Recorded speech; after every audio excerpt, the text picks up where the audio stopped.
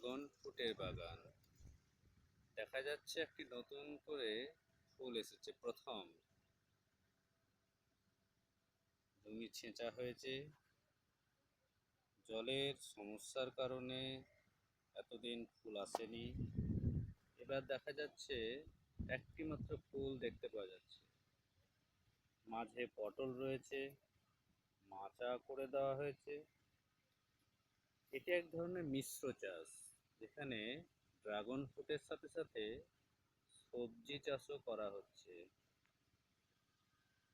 এছাড়াও কিছু ফলেরও গাছ রয়েছে, যেমন মৌসুমী লেবু, বেদানা, আম, কাঁঠাল, এমনকি সজিনা, যেটি গাছ দেখা যাচ্ছে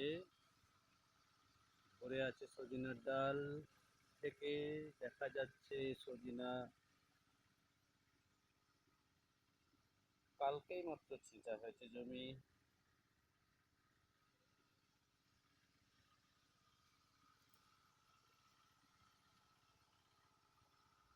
সামনে দেখা যাচ্ছে মৌসুমী লেবুর গাছ, মৌসুমী ধরে আছে,